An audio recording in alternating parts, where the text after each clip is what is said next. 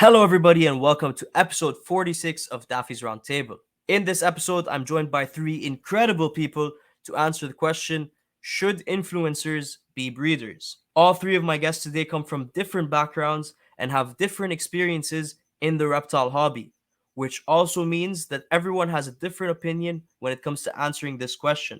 But before we do that, allow me to thank Exo Terra for sponsoring this podcast and making this episode possible. Exo Terra makes quality products for our pet reptiles to make them feel at home. And as you can see behind me in all of these episodes, I have my fair share of Exo Terra products. And over my time in reptile keeping, in my experience at least, having Exo Terra products around have made my life a lot easier. Okay, should influencers be breeders? Let's find out what Greg from Beneath the Canopy Exotics, James from Top Shelf Geckos, and Yoshi from Modern Reptile have to say.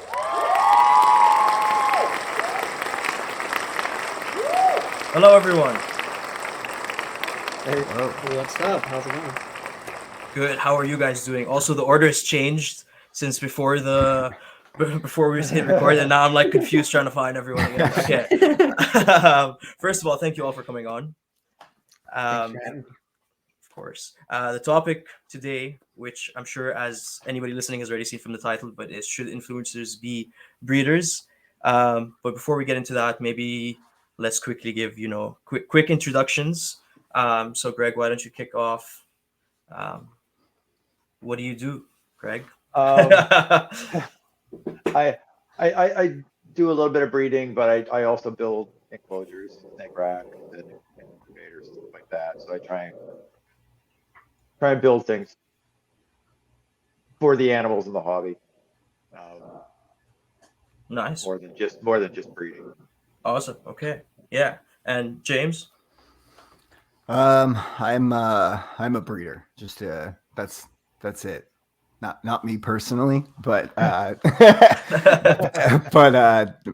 yeah, I just breed reptiles, mainly geckos and skinks. Yeah, that's pretty much it. I try to do everything in like large naturalistic enclosures, and that's kind of like my whole jam that I push. Cool. Awesome. Yoshi? All right, so I'm Yoshi. I am one of the owners of Modern Reptile. I breed some turtles, tortoises, blue tongues, ball pythons, and I am one of the hosts of the Reptiles with podcast. Yes, sir. Okay, so as you guys can see, everyone's sort of from a different part of the reptile hobby. So this should be pretty interesting. What do you guys classify as an influencer? And I don't want to give away too many. I don't want to influence answers at all. But is it just anyone with an online presence, or is it just people who create content, or is it like what is your guys' opinion? James, do you want to start this one off? Sure. You can say no. Yeah, your painting is falling, dude. You can say no. I mean, anyone that, because like everyone posts content out, you basically just have to be a business, right? That's how you get out there. It drains my soul, but I try to do it once or twice a day. But I wouldn't consider myself an influencer. I'm just a business that's, trying to be a business. I think an influencer is more when it's focused very much on like the person, like the human doing it all there, and they have, influence or sway over probably like a really large group of people. Like I don't have very many followers on either of my thing. I think my Instagram is like 7,000-ish and Facebook's like 3 or something like that. So like as a breeder, I feel like, that's pretty decent considering like I've met a good, not all of them obviously, but I've met a good chunk of the people, or at least had interactions with them. So it's probably someone with a very large reach of audience would be one of the classifications. And then I think it also just very much being about, again, the human behind all of it. The animals are obviously part of it, but it's very, I think people are coming a lot of the time for that person or their personality, right? Yeah, I don't think my turtle, because he has an Instagram page, is an influencer. even though he can get a lot of followers. Right? Yeah. Yeah. He has no influence over. Well, I mean, he can maybe get you to do things, but he has no influence over those Absolutely. people, probably, right? And maybe in a sense where like they could get someone to be like, I want a turtle because they see, a page that's Right. a turtle, or there's a lot of like leopard gecko ones where it's like, spot the leopard gecko, and it's just all about like that One animal. leopard and Yeah. one animal, and it's like it is kind of cool to see that, right? Because it's like that person is so passionate about that singular animal. They don't need like we've all gotten all this stuff around us. Like I've got 2 rooms here, see all the racks, you got all your cages. It's like they don't need that. They have that one animal, and they make all of their content out of it. I think that's pretty dope. But I think it definitely has less influence than when you see those big people that have a lot of stuff, right? 100%. Yoshi, you want to follow that up? That was a very good answer.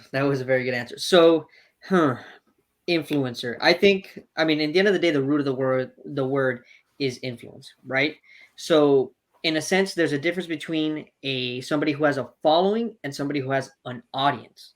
Because somebody could have 100,000 followers and their people don't interact with them, so they don't really have that audience, so having that audience, that's something that's reciprocated, a give and take, and you are, able to throw your ideas, they listen, they take in, that's the influence part of it.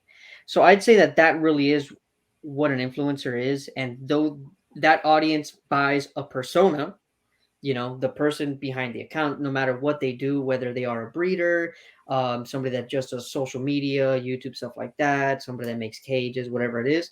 But yeah, I guess that's kind of how I see what an influencer is. It's a little bit, especially in the reptile community, it's a little bit topsy turvy because there's so many like micro niches in this thing, and I wouldn't say you need to be at a certain number of followers to be an influencer, because of course there's micro influencers and all that stuff. So it really fluctuates. I 100% agree. 100% agree. Wow, Greg? this sucks for me. You have nothing to I follow up thought, with. wow, I feel sorry for Yoshi, and then Yoshi was telling me. I'm gonna keep switching it up so that nobody gets, You're gonna think hard on the next I agree one. with what you both said, to be honest with you. I think one big thing is I think there are influencers, we'll say, but there are people with a large following currently that might have developed their following from a ways back that aren't quite the influencers that they once were. So like to see them, I think there's people with smaller following bases that might actually have more sway than some of the bigger people. But yeah, no, I don't know what else to add after those 2 beautiful No, statements. Yeah, no, I think that's definitely true. Like where I think Yoshi was saying, where it's like how much you could have 1 million followers, but if you're not really interacting with them and you're just sort of posting content and they're just absorbing it, but there's no The interaction is key. Yeah, there's no back and forth. People want engagement.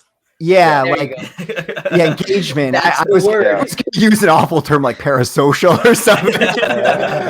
They like that relationship, but you can have people don't go to like a Kardashian's Instagram and post on it and be like, she's gonna comment back. But like if you go to a lot of the reptile influencer type people and you comment on there, again, it's a smaller community, so it's a lot easier, but like you're going to get an engagement, and those people, they definitely have more sway. And you can, like Greg was saying, you can have like 10,000 people where like they all are engaging with you. So you do have sway with those 10,000 people opposed to the 1 million people where you literally, they don't really care. They're just there for the daily dose, right? Yeah, they just saw all the reels and they're like, okay, I want to see more of this, and they're just there. Yeah. 100%. And I agree actually with a lot of what you guys said. It's almost like you need to become an influencer these days to sell your animals almost. So like even breeders, like you were saying earlier, James, even breeders are just like putting out content, just like, because it's almost like you have to build a name to be able to sell an animal, which obviously that's just wrong, because it's not, you're not buying the animal on the quality of the animal, or the quality of the care behind the animal. You're now basing it on this person, this person's selling it, so it must be good, and whatever I see him online, whatever. So I think the key in that is a breeder has the capacity to use social media in whatever way to show how much they put into their animals, what their knowledge base is, and I think that's where a big difference is. 100%, yeah. So following up with that, like I just said, it's the fear of like lack of quality, or buying from the wrong place or the wrong person. So adding to that, what other fears are there, like with an influencer? Now that we've established what an influencer is, I guess there is no real right answers, right? We're just sort of having a discussion here, so there's no actual what an influencer is or isn't. Everybody can define it their own way. But what's the fear with an influencer being a breeder? And Greg, you can start this one off, just so you're straight from the get-go. You're good to go. You have all the answers. My opinion, like my feeling of I think one of the primary things an influencer can do is they can change a market without even realizing what they're doing. So they can make a whimsical comment about a certain species, or I don't like this species. Yeah, oh, I don't like this because, and that's your opinion, and that's totally fine. But you also have to remember, you saying that is kind of making a lot of people miss the opportunity to possibly get an animal that might be the best thing that ever happened to them, right? And I think that's too bad. I think people have to start to realize,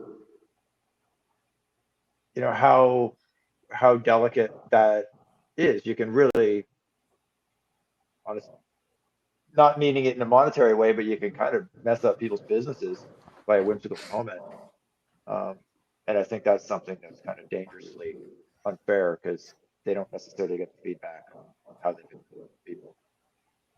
Yeah, no, that makes sense. Yeah, cool. James, any follow up? I've actually never thought about that, to be perfectly honest. That's like one of the first times that's kind of just gone through my brain. So I was just sort of sitting there being like, oh yeah, that could. Well, no, just the African fat tails being like one of my main things, right?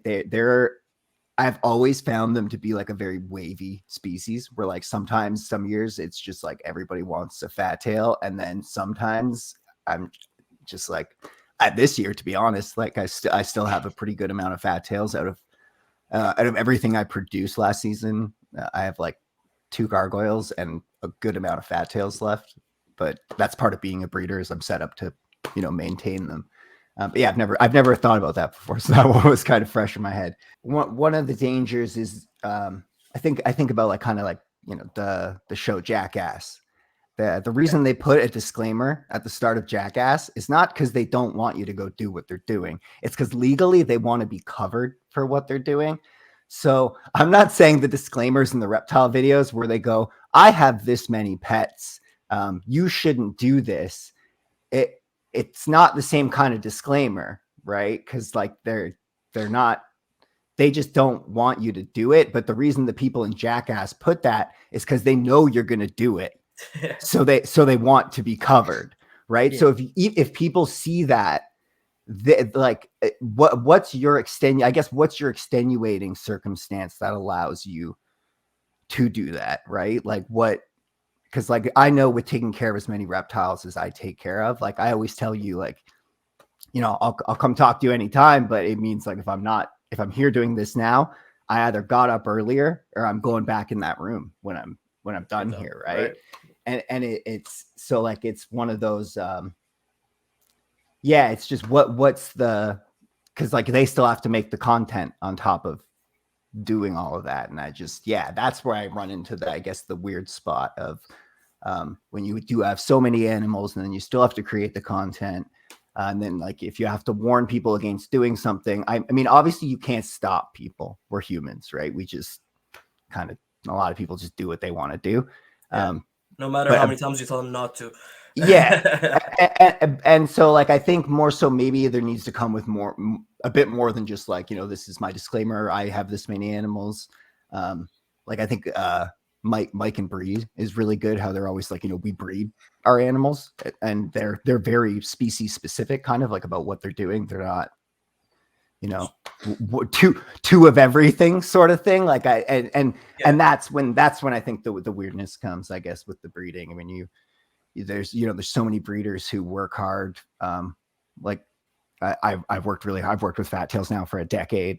And then if someone else is they've got a pair, it's not, and they can sell them because they're an influencer.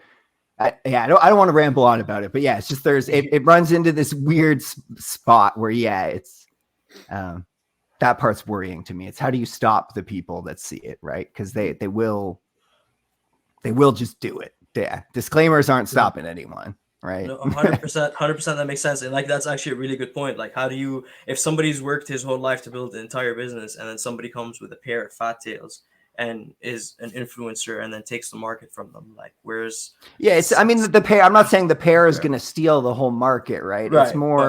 It's more just it shows then the next person is going, oh, well, if you have a pair of Fat Tails, you breed your pair of Fat Tails and you breed the next person. And reptiles are still good pets. Like, right. Yeah. But it does mean an influencer can come along and go, okay, well, I've got this species that no one's interested in. Since I'm an influencer, I can get myself on some podcast and have a chat about it. No offense to podcasters, you guys are marvelous. But none taken. Yeah, You got us. Awkward. Yeah. I'll do my thing. Right? I'm not an influencer, but shout out Husbandry Pro. but yeah, it's someone can go, oh well, I need to up this market. I need to influence this market, pull people away from something else, and start looking at these items. Is that good or bad? That's arguable, right? That's kind of the way of the world. But yeah. Sorry, I'm not meaning to jump it over. No, absolutely. Go ahead. Anyway, yeah. Yoshi, did you have any? Yeah. All right. So I think both of you guys said very good points, and I'm not gonna. I think you guys said those points very well, so I'm not gonna touch on those. But something that I personally get worried about, and it's kind of happening a little bit like locally here in Florida, where it's like we hear like a rumor about somebody who's very popular in the community about like kind of like some issues with some of the animals that person is selling, but nobody wants to speak up because that person has such a following that it's like everybody's just gonna attack me now. And then I'm going to get like retroactively canceled, And I think that is a concern. The concern is that when somebody's persona supersedes like their animals, and people are just going to buy those animals because of the persona, because of the name. And then when some people are getting some sick animals or some animals that are doing bad or whatever, it's almost like nobody can say anything because this person kind of seems like unbeatable. So I think that is, the downside to the influencer breeding thing. Yeah, I'd agree with that. I think that one too, though, at least in the reptile industry, isn't just to influencers, right? Like I feel like the same can almost be said to most of the. I watched a few of your guys' podcasts. I think you guys call them old heads, the dinosaurs. I call them the dinosaurs, but yeah, I feel like the same thing could be said to those guys, where they're all so tightly knit, especially down in the States, because you guys just have a way bigger hobby than we do up here. But your guys are so tightly knit down there that if you were to go at one of the old heads or the dinosaurs, that you would get dogpiled for sure, sure. And so that. I mean, a lot of them are just trying to be influencers now too, though. So I don't fucking know. Yeah. Back to the original point. What classifies as an influencer? Yeah. Sorry, but you do hear, like, you go to expos or whatever, and you do hear the whisper of like, oh, I saw so and so stuff, and I was surprised at like how emaciated it was, or I saw, but no one would say anything because they're kind of godlike, or They don't want to go into like an online war or go against the big name. Well, and Yeah. that's just it. It turns into pettiness. You know? Yeah, it's not. Well, it's Yeah. not There's a a few of knowledge those things war. going on right now on YouTube and stuff. You know, Tons of stuff going on right now. yeah. It's been a fun couple of weeks. I'll tell you that. Yeah, no, 100%. Okay, so just jumping off the topic that Greg's touched off there with like the underrated animals, the ones that are like good pets but nobody's talking about. And then sometimes the influencers when they keep showing them online. Not that I'm saying not that I want to call myself an influencer, but for example, um, the mountain horn dragons. I've been showing them out online. There's been a lot more Sneaking it in. He interest in snuck it them. into his. I was gonna do it. I'm always gonna do it. I'm gonna do it. The mountain horn dragons. Anyway, so when I first started keeping them, there was no interest, and now I'm starting to get messages, people asking about them, stuff like that. And I do think they're really good pets. So sometimes it could be a positive thing. So what do you guys think? What is the advantage of influencers or big people um, being breeders and selling specific animals? Well, I, I do like what you're saying right now. Like you've created an awareness almost for that kind of lizard, and like something that I'm very public about myself is how I always tell everybody that I meet, that everybody that sees a blue tongue skink, I'm like, this is the superior pet lizard. You don't want the bearded dragon that's just gonna sit there. Like this is the thing, it's the blue tongue, Right. So in a sense, like that's the good thing because you're showing an audience something that they don't know that is, not the super rare random thing that they'll never be able to get, but you're like, no, this is super obtainable to you, and you might see a bearded dragon, you're kind of like, damn, like that's my only option, and you're like, no, this is the thing, this is for you, blue tongue skink. Yeah. Yeah. There's more than what you just see when you walk into the Yeah, general reptile and I store. think that's one of the really positive things about we'll say the influencer is they can hand way more options to people, outside of what they might see at their local pet store. Yeah. And They just don't. They don't need to own all of the options given. No, they don't need to own all the options. No, I'm just checking. I was just checking. Yeah, they don't need to own them. I was just curious. But but they can get people to give them clips to show on their social media that does have them. But I think that is a great aspect of the influencer, being able to show the diversity of different Species, interests. Yeah, no, I agree. There's a but the reptile hobby it's such a bitch because there's always another side of the coin, right? Because to me, I 100% agree with you. There's so many many good content creators out there that are bringing to light like animals that are either critically endangered or at risk, or just a rarer species than you would usually see, like doing like the crocodile skinks. Like that's like a really cool project. And crocodile skinks, they're like a little more complicated than not most reptiles, but like they're not a beginner reptile, but it's still like an obtainable reptile to someone who's in the hobby a little bit. So it's like a cool reptile to see someone working with, and seeing more of that kind of thing is cool. But then I always think of satanic leaf tails. They're always the thing I go to because they were like in a TELUS commercial, or I forget what it was. They were in something, and then they started being in that meme all over Facebook with like the dragon wings, and then everybody wanted one, and I was just like, they're so finicky. They're again, it's not Geckos.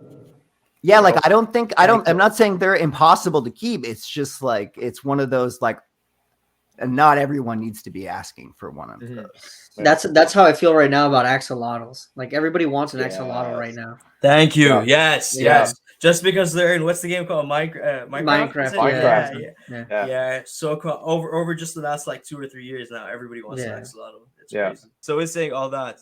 And obviously don't give me like a yes or no answer here, just so we don't piss anyone off. But should influencers be breeders, if there even is an answer for this? Yoshi, why don't you take this one first as well? That's a lot of pressure. Okay, so I guess I mean, yeah, at the end of the day, that's so subjective. Should, like, I mean, everybody has a right to do whatever they want, right? Uh No gatekeeping. yeah. Oh, that's a Should huge thing too. Yeah, that Oh is a yeah, huge yeah, thing.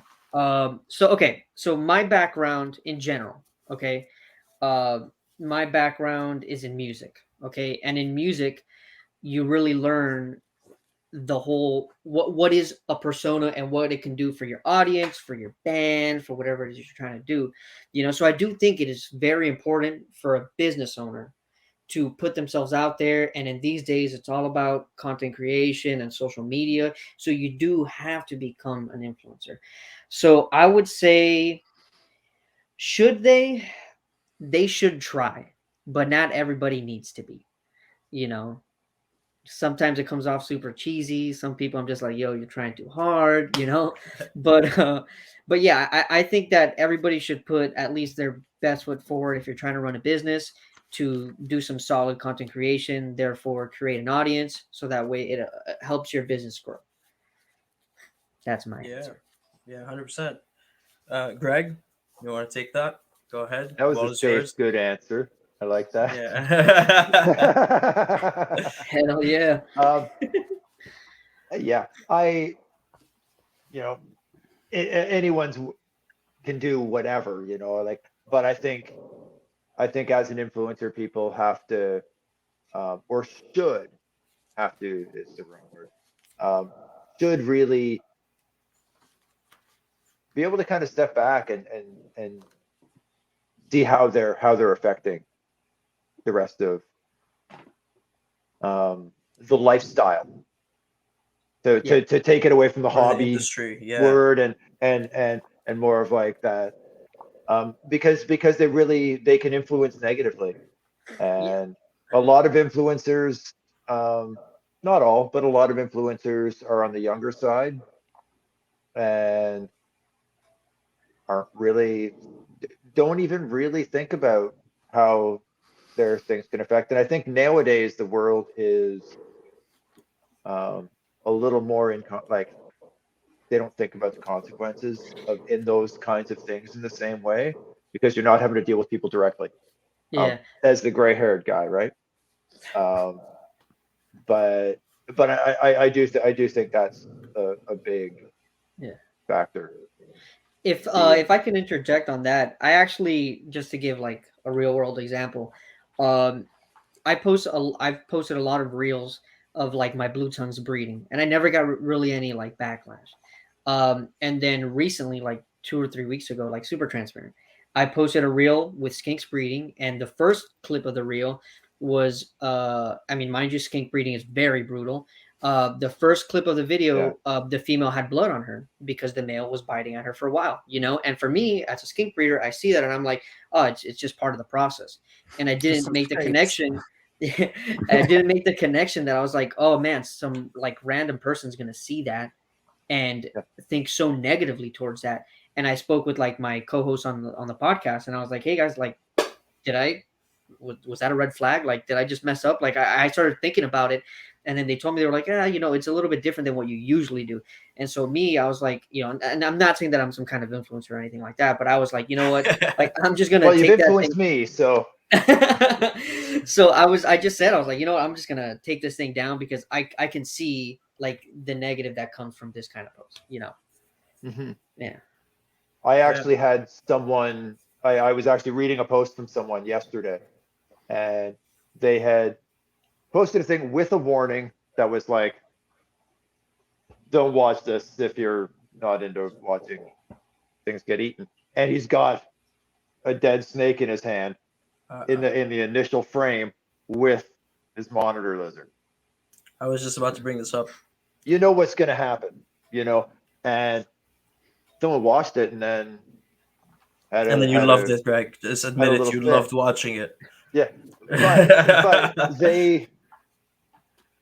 it became a personal thing for them because their snake kind of looks like this one, Got you. right? And it became this thing, and I kind of posted a little comment just to kind of buffer it of like, well, people feed rats all the time on Instagram, Yeah. and it's not a thing. So is there a big difference in that, especially if it's already dead? Okay. Yeah. But there is that. I was more commenting on what you were saying, not the Yeah. question at all. No, 100%. But that is a good point. I'm gonna let James like go ahead and give us the answer. But I definitely want to touch on the whole are feeding videos, like even down to rats, even down to like I show my dragons eating silkworms, even down to that. Like what we'll ask the question later. James, what do you Yeah. think of what should influencers be breeders in your opinion? Yeah, it's like Yoshi said, it's very subjective. You can't. I would never tell someone if they had a passion for a reptile and they were like, look, I really love this species. Like, I would like to be able to produce captive bred, to be able to sell to people like that. That's not it. It's never an issue. I think it's different when it's like you're just kind of like doing little bits of everything. I breed not a little bit of everything. Like I don't like to have large amounts of many projects, but I do have a large amount of species. But like I've been keeping reptiles for a very long time, and I've built up my knowledge over that time. So when I see, people get, they've been doing their thing for like 4 or 5 years, and they've got as many reptiles as me, and then they want to breed them. I'm just like, man, like I don't make content, and I'm exhausted all the time. Like I just have bags 24/7 because like I love what I do. That's just it. Where it's like that part of it would worry me. But again, I don't want to keep like singing his praises here, but like Diane, where he's working with stuff. It's like the Geomitis spangleri, the black breasted leaf turtles, Yeah.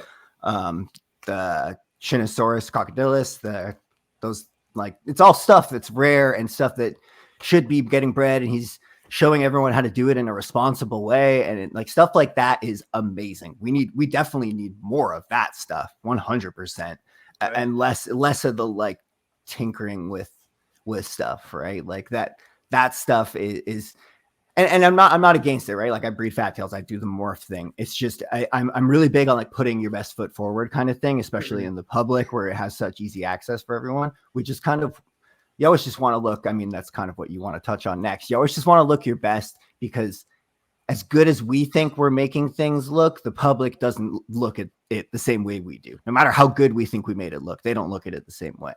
So if we have those people putting like that really good foot forward, being like, look what reptile keepers do, they're working with endangered species. Like it just looks good. And I think most reptile keepers that are deeper in the hobby now, like, but like you've got a lot of animals behind you. So like, I'm sure you have projects that are, I'm saying that to Yoshi, like even, and Fatty, you have the horn dragons. Like you've found things I'm sure that you love and you are passionate about over the time you've been keeping reptiles.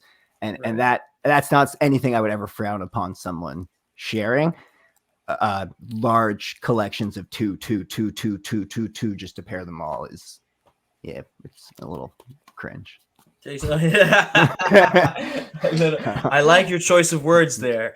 No, that's very true. And also just to touch on the whole being exhausted without even creating content, that is 100% a huge thing. Like the more I'm trying to put out more and more content, the more content I put out, the less time I'm spending in my reptile room, whether I like it or not. Even if I want to be down here, I'm like, oh, I got to finish editing this video or whatever it is. So it's 100% a thing where if you have that many animals and you're even, it doesn't even just not, it's not even just down to creating content. If you have that many animals and you're working a full-time job and you're doing all these things, are you even able to keep up? And some people are like 100% they're able to do it, and some people aren't. So it's just, it's definitely something to think about. But yeah, did anyone else have anything to add on that topic?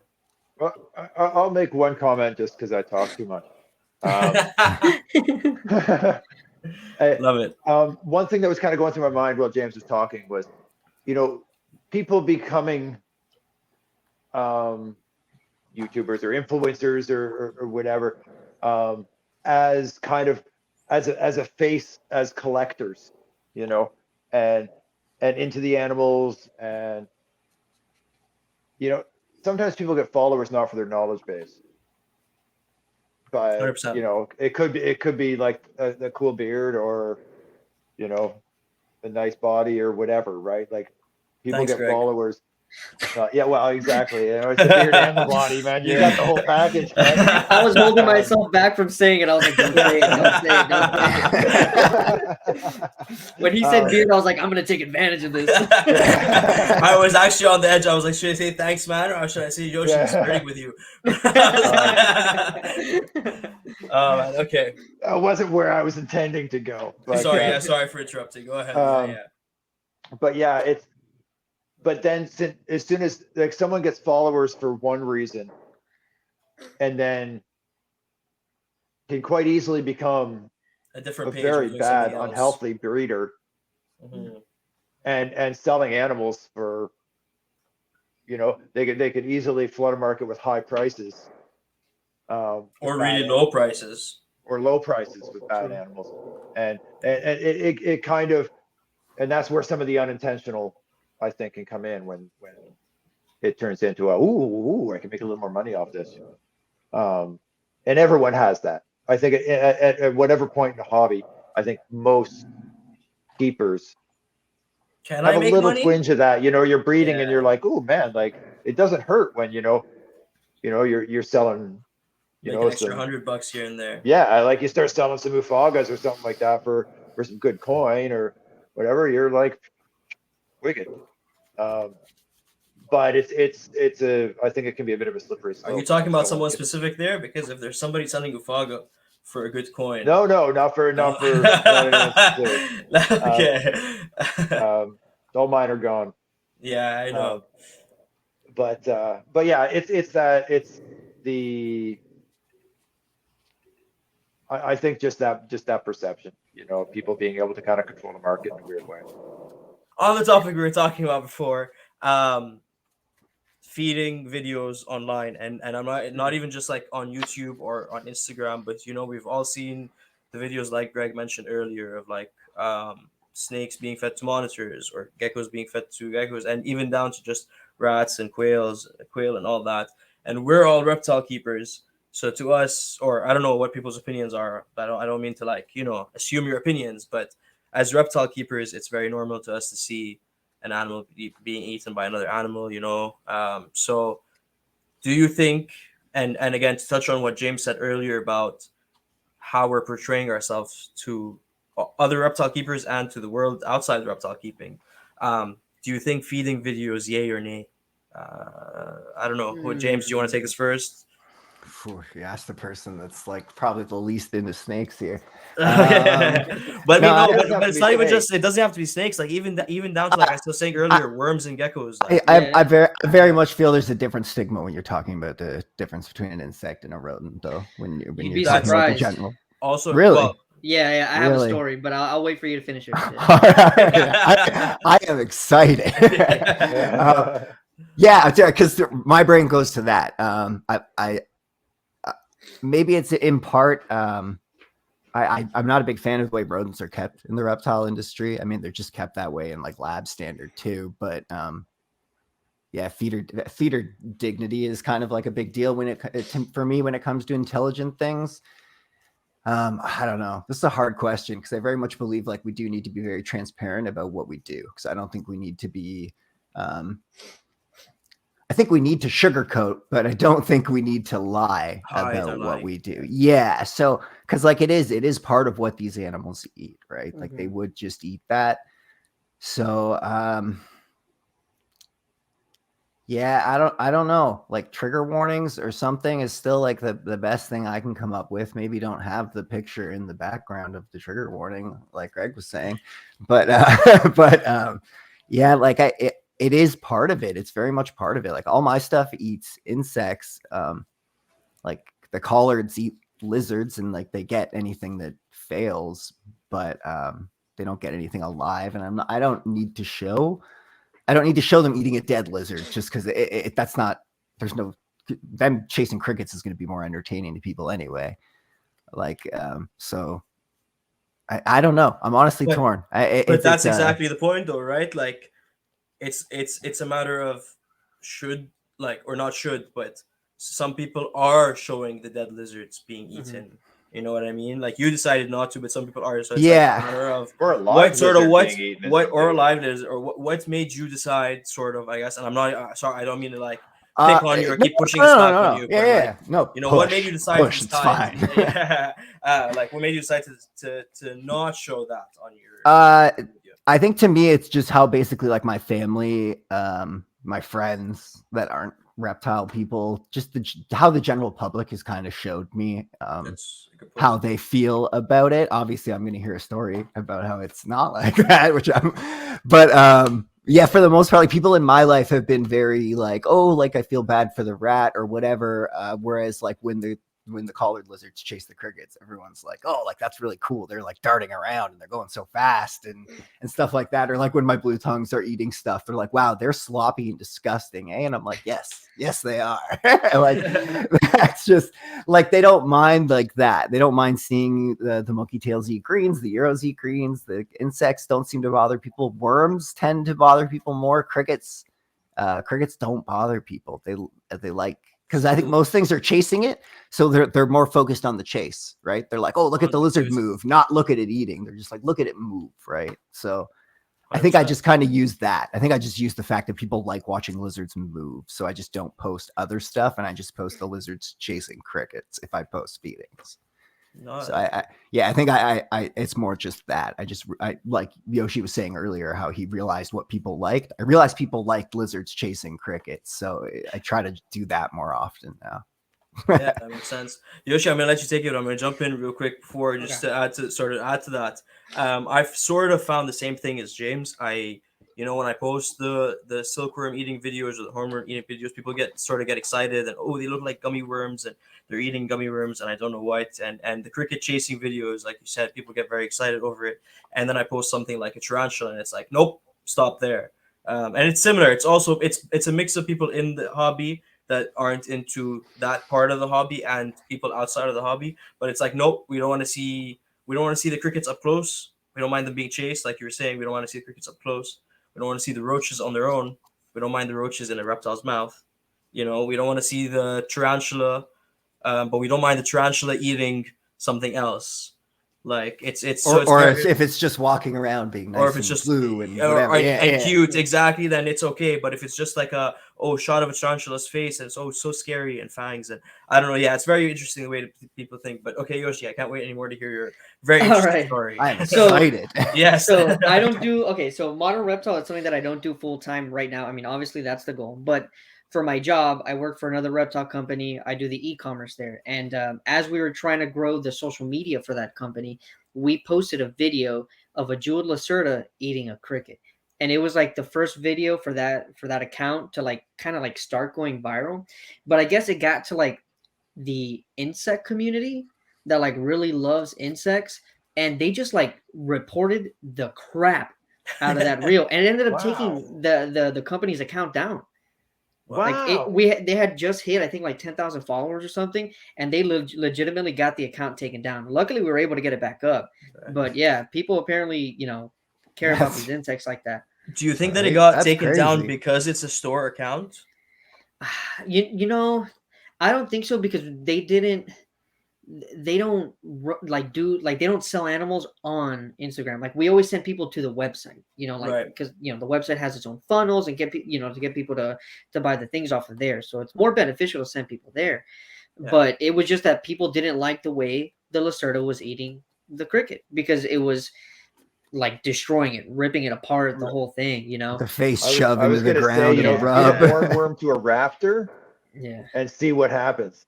Yeah, like any of the monitors, man, they grab them and they slam them and they squirt crap. It's like the blueies do the same. Yeah, the blueies do the same, except for they take so much longer because they're just so dumb that they sit there smearing it on their face for like 5 minutes. Yeah, but in the end of the day, I mean, those kinds of videos, like feeding videos, it's the wow factor. So if your goal as a content creator is to get a lot of people to view your stuff and to follow you. Like, I can see how you think that that's the way to do it. And I definitely have done it in the past when I didn't think about these things. And it was years ago, but like now, a little more mature, a little more like cognizant with the things that I'm doing, like just being on top of like, should somebody see this thing, what are they going to think in the long run? What is it going to do for the general reptile hobby? And yeah, I mean, in certain aspects, I don't think it should be done, especially like specifically like the live feeding stuff, because, to hear like a mouse like suffer it sucks. As a matter of fact, like my wife doesn't really like any, not that she doesn't like the reptiles and stuff like that, but like she favors the mice in the situation. So like I always have to like make sure to feed when she's not here. When I'm feeding, I have headphones in because I don't want to hear this shit. Like it's not great. The I'm sorry for cursing so much. Like I have. You're good. Keep going. Yeah. Like I don't want. I legitimately have moral battles with what I do. Because I'm like, in the end of the day, like these animals are doing something for me, so I want to feed them good and stuff like that. But the feed is suffering for me to gain from this situation. So those are things that I'm personally always thinking about. But to post it online, to exploit it and stuff like that, it's iffy. It's iffy. Yeah, I agree. Yeah. Craig? Yeah, I agree. Like I think it's it is a touchy subject. I think the live feedings, it's just sensational media. Yeah. It's what people have been taught that sells, right? Oh, look at us, we're all rearranged. I'm sorry. Yeah. And so I think a lot of people do it. I think there's some great people out there who are doing it because it's kind of their image or whatever else. I could say a number of names. I won't. But they're out there and for good or bad. But I think really are as keepers and being able to make this be a long-term thing. Right now, you guys in Florida are dealing with this a lot more than us, but having animals Banned taken species. away, a species being removed from being able to keep anymore, Yeah. It can be a reality. And I think if we don't show the general public how awesome these animals are, we're screwed. we're gonna start losing stuff, right? So if you keep showing that, like someone feeding someone's favorite kitten to something, Yeah. it's something that they can relate to as a childhood thing, or as soon as something can get a little bit personal, people jump on it. And I'd hate to see, it's like, I don't know, in my opinion, there's so many strange definitions for something being domesticated. Yeah. But Yeah. And so many of these animals could never go back out. They're just going to be taken and being put down. They'd never, some of them, if you're, we all know Florida's got their thing, but yeah. I think honestly, I personally believe the reptiles are the least of the problems of invasive species in Florida. They're just big enough for people to notice, Right. the iguanas, in Yeah. particular. But The iguanas. Sadly, He's been hitting at it the whole time. They also came Florida. 100 years ago, so doing something about it now is like a little bit late. Yeah, I mean, I'm from Miami, so I'm from the root of the problem. And You are. This is you, man. This is all you. Yeah. Like, as a matter of fact, like the guys. As a matter of fact, I am the problem. It's me. I did it, guys. You found Just me. runs behind. So, I actually, the guys on the podcast are always arguing about like all the invasive problems. I'm like, guys, you don't even know like the half of it. Like, I'm from there. Like, I'm there where like I walk down the street and there's iguanas everywhere. If I go outside of my dad's house, hundreds of red-headed iguanas. Like, that's a fact. Like, these things are real. But on this social media thing, I think the thing that a lot of people don't realize is that it's like, and I didn't coin this phrase. My friend is always saying it's like a drug, dude. It's like a drug, you know. And then people want to do what they got to do to hear that ding, to get their phone to vibrate, Yeah. you know. Oh, And yeah. that's what they're addicted to. It just, we have to really think like, are we really allowing this attention? Are we allowing this to dictate the future of what the hobby will be? And if we lose the availability to have these animals as pets, to breed these animals, will something like that, in the end of the day, like let's say we lost all, you know, our rights to or our possibilities to own these animals, right? Will that create a disconnect between human and animal?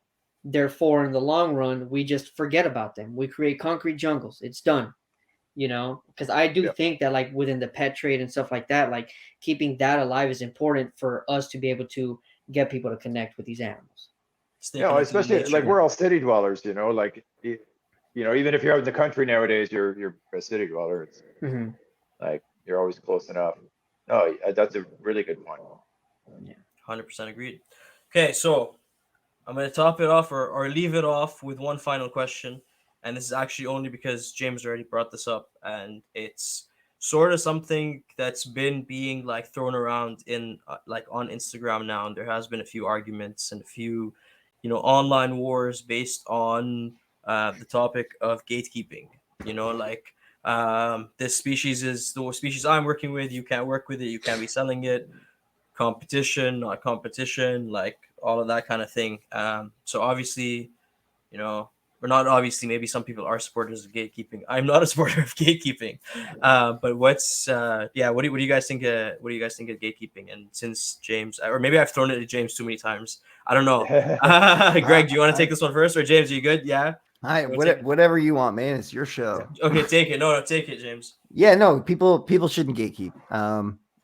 But like I breed the African fat tails, like I've repeatedly said, because I just love them so much. You're doing God's work. Yeah, I know I am, sir. No one else is gonna do it. No, but you're the guy that you Reptile Tails in Montreal, Max. Yeah, like I look at that. Oh yeah. Sorry. I look at that as like a good thing, and like I'm 100% there to like help them anytime they need help and discuss fat tails with them, because again, it goes back to the if you're gonna breed something, have a passion for it. I'm just trying to gatekeep people that don't actually give a shit about the animals, basically. Right, 100%. And like that's it. But otherwise, if you have the passion for them, I am here for you. I will help you as much as I can, because the more people you can get passionate about them, it does multiple things, like was just discussed, where people are working with animals that are eventually just going to be gone. Like I think I always bring it up anytime I talk to anyone, the monkey tails. Monkey tails are going to be an animal where they're so taken advantage of right now, where people are just like, import them. That's going to stop soon. That's going to stop very soon. That island is just getting murked, like just destroyed. All species. It's not just monkey tail. Yeah, like illegal logging, legal logging. It doesn't matter. All of it, like rising sea level, like it's that island is just going to be like kaput. It, like nothing will come from it. So like that's like, that is an important thing. Is just like passion. I just want people to have passion. If you're going to work with an animal, if you're going to bring life into the world, have passion for it, right? That's it. So like that's the only thing I would ever gatekeep, is if someone just reeks of wanting money out of them, then I'll gatekeep the shit out of you. Do not touch my species. No, 100%. Okay, so Greg, since we took it from you, why don't you take it next?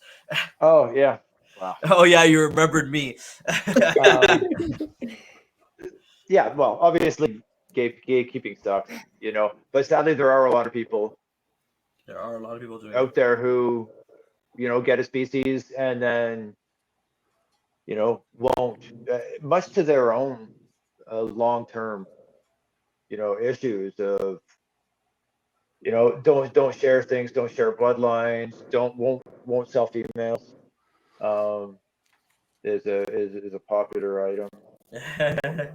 One that happens very commonly. And it's really, it is quite sad, as James said. You know, you start to see things kind of dwindle away, or bloodlines. But in Canada we have more of a challenge of getting some of the species than in the States. So when we get something, sometimes we only get a few pairs that someone's working with, and if they don't start to share the wealth, it becomes a family stick pretty quick. Yeah, 100%. And then you have, just so someone can make a few extra bucks for a couple more years. Yeah. That's my thought on it, but I'm not about the money. I ain't about the money. Okay. Yeah, Yoshi. we all need money, but Yeah. Yeah, 100%. Yoshi, what do you think? So I'm gonna come at it from the money point of view. Okay, nice. We all want money. Yeah, there we go. So so check it out. Like I agree that a certain amount of gatekeeping is good in the sense of like what James was saying. It's like if you're talking to somebody who's gonna just take advantage of this animal, there's no passion behind it. Like, yeah, you should definitely put a wall up and be like, I'm sorry, man. Like, I don't trust what you're gonna do with the situation. Because I mean, I've seen it a bunch of times where somebody's like, oh, but if I just get into these ball pythons, like I'm gonna make all this money and this and that. I'm like, no. It's not like that. And then those people That's are in and all. out, in and out, Yeah. in and out, But from a business point of view, I think if you don't gatekeep, you allow the opportunity for your industry to grow. So yeah, of course you got to hold back your stuff, like be business savvy in the sense of like, yeah, I need to hold this stuff back for my business to grow. But if I don't give this information, if I don't sell these kinds of animals, then I'm killing my own market at that point. So you got to be able to let that thing fluctuate. If we want this thing, this whole industry, hobby, whatever you call it, if we want it to be as normal as breeding cats and dogs, where everybody has a reptiles are quote unquote domesticated, whatever it is that we got to say, like we have to be able to be willing to give out this information, and just be public and most importantly, transparent. Yeah, no, I 100% agree. Yeah. Well, so first of all, on that, sorry, Greg, just before you go on that, I agree. If people, what gatekeeping does is it prevents other people from getting the species, and when other people can't get the species, eventually nobody wants it because everyone's like, oh, you can't get your hands on it. So when more and more people are getting into it, you're increasing your own market, you're increasing the market of the species, you're increasing the industry, getting more people into reptiles in general. And then, as Greg said earlier as well, bloodlines. If you want to be the only person with the species, eventually you're gonna, you're gonna put yourself. What's the term? You're gonna bottleneck your own collection or your own bloodline. You need to be able to trade with other people who are keeping them. But sorry, whoever. I think Greg. I think you were about to go. Yeah, sorry. Come on. It's always Greg. Greg, go ahead. Yeah. Well, the other thing I just wanted to almost maybe point out with Australia, I find as YouTubers or whatever, since there is no exportation, since they're working with a contained kind of unit, and it's not the same kind of competition as much as like breeders do create great lines and whatever else. The idea of gatekeeping is a little more challenging, right? Because they can only work with their own stuff. So you can just go out and catch one. Yeah. So as long as they have a license, they can keep it, right? Yeah. But they seem a lot more open with breeding techniques. Like if you're working with an Australian species, man, you can get some great husbandry information. Like I find compared to a lot of the North American people, there's a little more constraint on the breeders. No, I think. yeah, that's my 2 cents. Cool. Thank you for shitting on all the North American keepers and saying Australian keepers are better, Greg. Appreciate it. Yeah, I figured I gave you the beard and body thing. I had to take it away somehow. Knock you down a notch, man. Like influencers need that. They need that. You look great. You take terrible care of your animal. It's exactly what he just did. Yeah. No, that's awesome. I love it. Okay, so anyone want to throw in any last final comments on the topic before we wrap it up here? I just think that if your goal is to become an influencer, if your goal is to grow your audience, just be responsible, and most importantly, like, be transparent. Be open to other people's opinions. And That's a big one. keep learning. Keep learning, man. Keep learning. Do your things. Hell yeah. Love it. Awesome. James, Greg, anything Yeah, to add? no, yeah. The last thing Yoshi said is like perfect. Just keep learning. Yeah. I've been doing this. I cut the whole thing at what Yoshi said right at the end of that. Like that, it's just like, yeah, it's perfect. It's just like, a big thing in this hobby is like when you stop, when you think you know it all, you probably know nothing. It is what you know is like percent of a percentile. Like it's nothing. If you think you're done, I learn new things every day, even just from being around my animals and watching them. And like a lot of people are like, oh, you're like, I want a bearded dragon because it's like, it's active, it's during the day. And it's like, well, I'm awake at night. When I go in there, like my nocturnal animals act very much like my diurnal animals, where they will come up to me, right? And they act very much different just because I'm there for it. A lot of people aren't there for their nocturnal animals, at all. Yeah, right. out time or whatever, right? Like my leechies don't run away when I go in there. Like they don't. No one's bolting on me. Like it's just to keep constantly learning. It's so important. I think, like, even if you're like the most charismatic person, you really got to learn how to be like the quietest person in the room and just listen. You got to be okay with just listening and understanding people's like perception of things, like try to put yourself in these people's shoes. And even if you don't agree with them, just try to take something out of it to either justify your beliefs more, or maybe realize maybe my beliefs are a little bit wrong. Maybe I should change some of the things that I do. Yeah, maybe there's a better way to do this. Yeah. 100%. Greg, the floor is yours. Anything to add? No? Shall we wrap it up? Nothing. All right. Sweet. Okay, in that case, Greg, you can start off the wrap up. Can you let everybody know where they can find you? Instagram at Beneath the Canopy Exotics.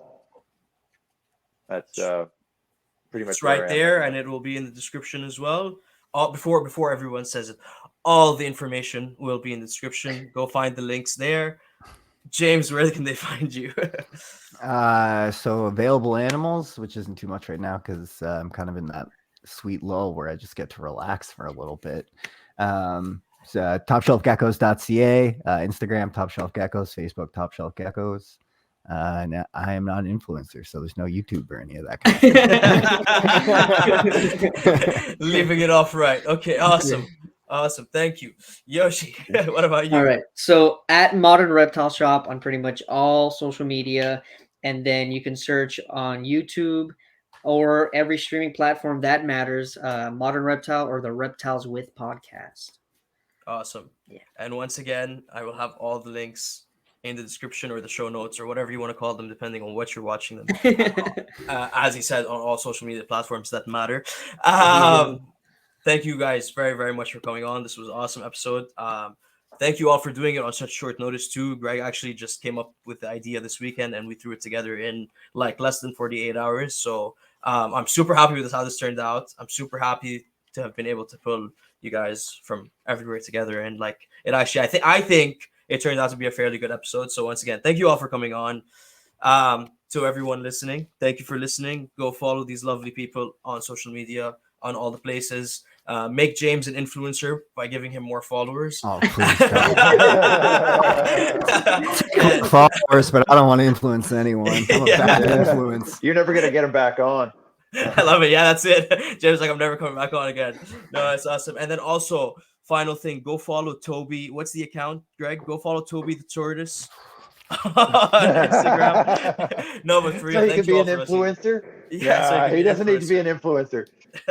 No, okay, no, sweet. Yeah, thank you all for watching. I am Daffy's Reptiles on all social media platforms. Daffy Roundtable on all streaming platforms that matter. I'll say it once again. Yeah. Thank you all for watching, and we will see you on the next one.